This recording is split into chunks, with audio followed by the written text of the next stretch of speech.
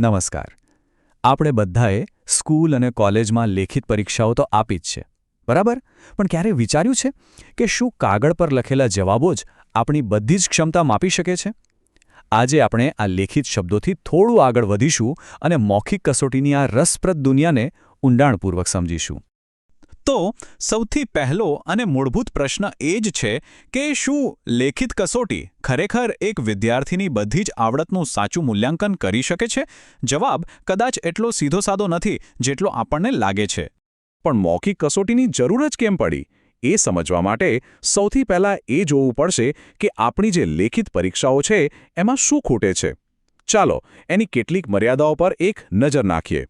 જુઓ, એક બાજુ લેખિત કસોટીઓ છે ને એ જ્ઞાન અને લખવાની આવડત તો બરાબર માપી લે છે, એમાં કોઈ શંકા નથી. પણ પેલી બીજી બાબતોનું શું? જેમ કે બોલવાની છટા, આત્મવિશ્વાસ, હાજર જવાબીપણું અને કોઈ મુદ્દા પર પોતાની દલીલ રજૂ કરવાની તાકાત. આ એવી વસ્તુઓ છે જે કાગળ પર માપવી લગભગ અશક્ય છે. તો હવે સવાલ એ છે કે આ જે ખાલી જગ્યા છે એને પૂરી કેવી રીતે કરવી? અને બસ અહીં જ એન્ટ્રી થાય છે મૌખિક કસોટીની. ચલો ત્યારે હવે એને બરાબર સમજીએ કે આ શું છે અને કેવું હોય છે. તો આ મૌખિક કસોટી છે શું? એકદમ સાદા શબ્દોમાં કહીએ તો આ એક એવી પદ્ધતિ છે જેમાં કોઈ ચોક્કસ હેતુ પાર પડ્યો છે કે નહીં એ જાણવા માટે સવાલો પૂછવામાં આવે છે અને વિદ્યાર્થીએ એના જવાબ લખીને નહીં પણ બોલીને આપવાના હોય છે. બસ આટલું જ સિમ્પલ. અને હા, એક વાત બરાબર સમજી લેવા જેવી છે. મૌખિક કસોટીનો મતલબ એ બિલકુલ નથી કે લેખિત પરીક્ષાઓને કાઢી નાખવાની છે. ના, એ તો એની પૂરક છે, એક સાથીદારની જેમ કામ કરે છે, જેથી મૂલ્યાંકન અધૂરું નહીં પણ સંપૂર્ણ બને. સારું, તો હવે એ સમજીએ કે આ કસોટી લેવાય છે કેવી રીતે. કારણ કે આ કોઈ એવી જનરલ વાતચીત નથી હોતી. એની એક પાક્કી સિસ્ટમ હોય છે, એક ચોક્કસ કાર્ય પદ્ધતિ હોય છે. ચાલો એ પ્રક્રિયાને સ્ટેપ બાય સ્ટેપ સમજીએ. આખી પ્રોસેસને તમે 4 મુખ્ય ભાગમાં વહેંચી શકો. પહેલું, પરીક્ષક પ્રશ્ન પૂછે છે. બીજું, વિદ્યાર્થી બોલીને એનો જવાબ આપે છે.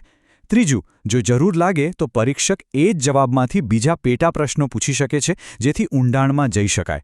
અને ચોથું, જે સૌથી અગત્યનું છે, દરેક વિદ્યાર્થીનું મૂલ્યાંકન અલગ-અલગ વ્યક્તિગત રીતે થાય છે.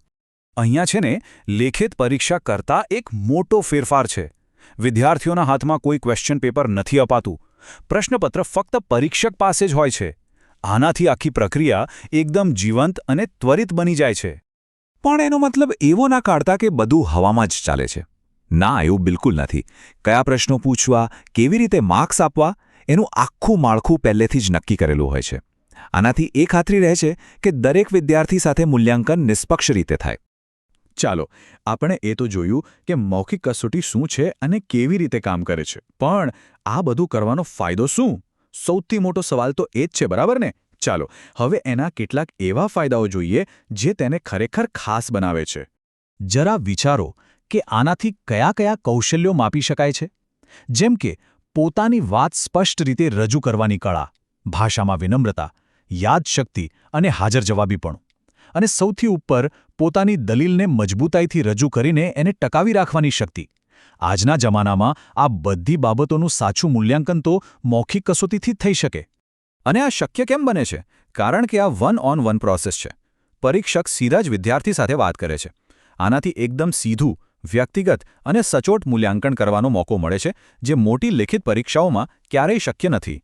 અને હા, એક સૌથી મોટો, કદાચ આજકાલના સમયમાં સૌથી જરૂરી ફાયદો, પેપર ફૂટી જવાની કે ચોરી કરવાની શક્યતા?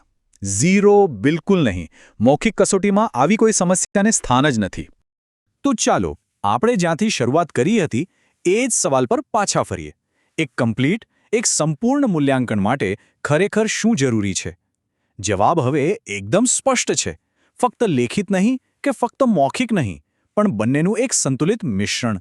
કારણ કે સાચી ક્ષમતા ફક્ત કાગળ પર લખેલા શબ્દોમાં નથી હોતી, પણ આત્મવિશ્વાસ સાથે બોલાયેલી વાણીમાં પણ છુપાયેલી હોય છે.